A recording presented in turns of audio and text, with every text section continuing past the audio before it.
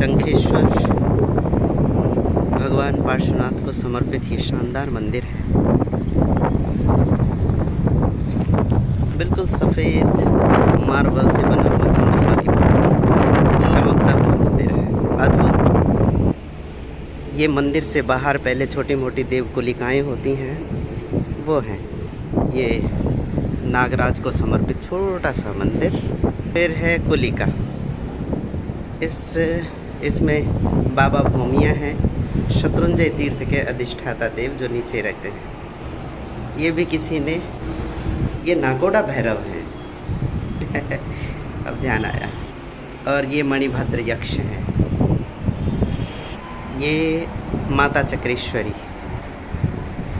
ये माता पद्मावती और ये माता सच्ची आय देवी, ओसवालों की कुल देवी। किसी ओसवाल ने मंदिर बनवाया है तो उन्होंने अपनी कुल देवी की स्थापना की है। और ये है दिव्य और भव्य मंदिर भगवान पार्श्वनाथ को समर्पित। ये मंदिर के अंदर गुंबद के नीचे का कलाकृत भाग, क्या कहते हैं इसको, शिल्पकला, ये अद्भुत है। और ये है गर्भगृह। नज़दीक नहीं जा सकता पर पूछ के जाएंगे। ये लगभग आज से कोई 27 या 2800 या 2900 साल पहले की ये बात है। काशी में अश्वसेन राजा राज्य करते थे। उनकी पत्नी का नाम था, रानी का नाम था वामा देवी। इन्हीं के यहाँ पर पार्श्व कुमार का जन्म होता है। और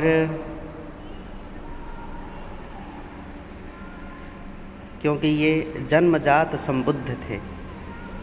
जन्मजात संबुद्ध का तात्पर्य है इनको ज्ञान प्राप्ति के लिए किसी गुरु के अनुसरण की आवश्यकता नहीं थी।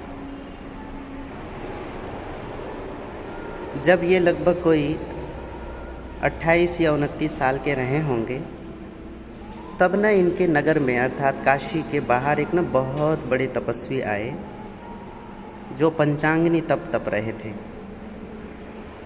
पंचांगनी तप जिसमें अपने चारों तरफ आग लगा दी जाती है, बीच में बैठा जाता है और ऊपर से तपती दोपहरी होती है, सूर्य अपनी पूरी प्रचंडता से तपता है, तो उसको पंचांगनी तप कहते हैं। उसके इस कठोर तप से बड़े लोग प्रभावित हुए और उसके दर्शनों के लिए वहाँ आए। राजकुमार पार्श्व ने भी सुना कि ऐसे कोई महान तपस्वी आए हैं, तो चलो दर्शन के लिए जाते हैं। राजकुमार पार्श्व भी दर्शनों के लिए गए और वहाँ जब वो जाते हैं तो उन्होंने तपस्या से अधिक वहाँ केवल आडंबर देखा। आडंबर भी नहीं बल्कि एक दंभ देखा, अहंकार जनित दंभ।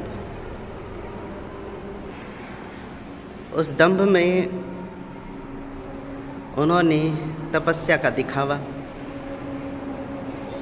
परंतु समत्व जो तप का मूल है वो कहीं नज़र नहीं आया। तब कुमार की अतीन्द्रिय प्रज्ञा ने एक और वहाँ दृश्य देखा कि जो तपने के लिए उन्होंने अग्नि जलाने के लिए लकड़ियाँ जलाई हुई थी, उन लकड़ियों में से एक लकड़ी के अंदर कोई नाग का युगल था, सांप का जोड़ा। तो राजकुमार पार्श्व कहते हैं उसे, जिस तपस्वी का नाम कमठ था, कि आप घनघोर तप तो रहे हैं, परंतु इस तपस्या का लाभ क्या है? जिस तपस्या से निरीह जीवों को कष्ट होता हो, ऐसा तप किसी कार्य का नहीं है।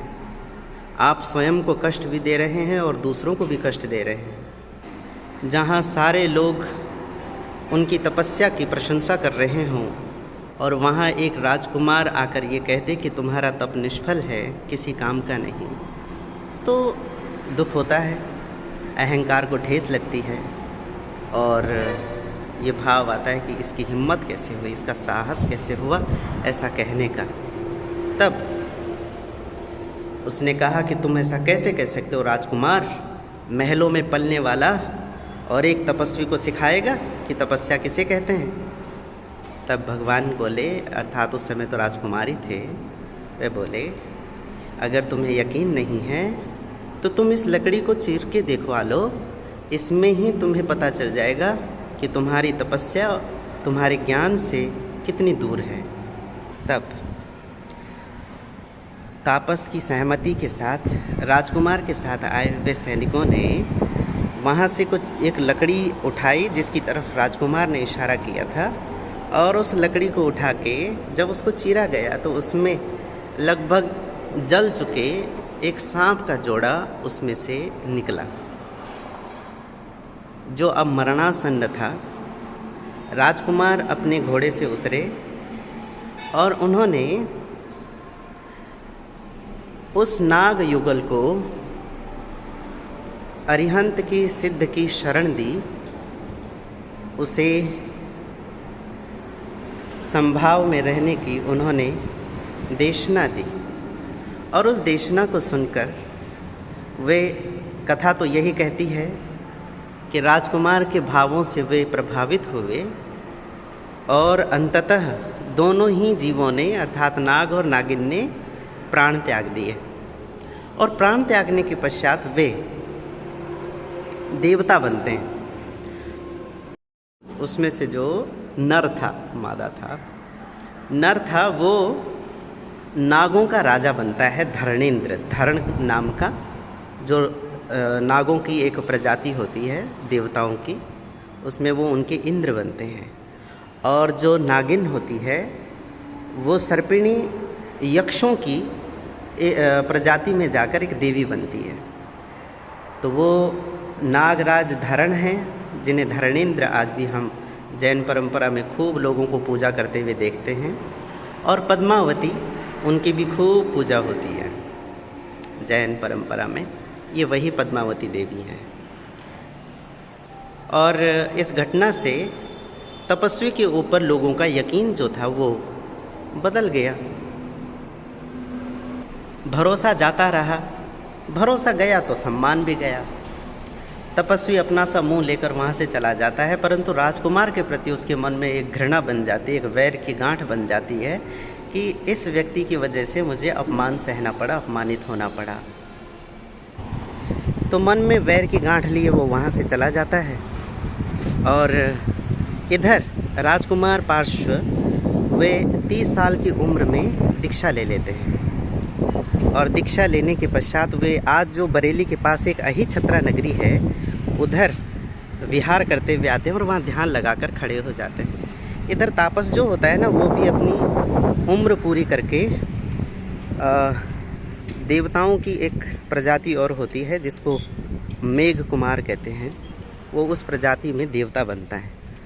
और उसे पता चलता है कि जिस राजकुमार की वजह से मुझे तापस के वेश में अपमान सहन करना पड़ा था, वो अब दीक्षा लेके एक जगह ध्यान में खड़ा है।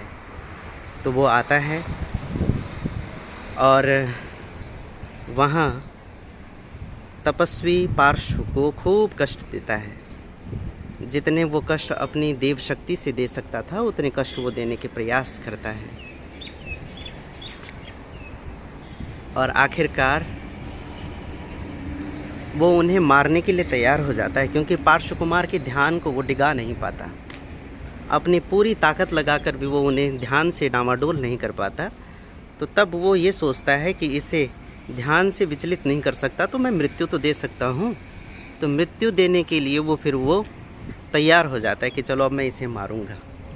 इधर जब वो मारने के लिए तैयार हो जाता है ना, तो धरणेंद्र और पद्मावती दोनों को इस बात की खबर लगती है कि हमारे जो उपकारक हैं, जिनकी वजह से हमें ये देवभव या ये सुख मिला है, तो चलो और उनको बचाने के लिए चलते हैं, मतलब उनके साथ उनका सहयोग करने के लिए जाते हैं। तब धरणेंद्र और पद्मावती आते हैं और मेघमाली को समझाते, उसे फटकारते हैं कि तू किसको कष्ट दे रहा है, तुझे पता है।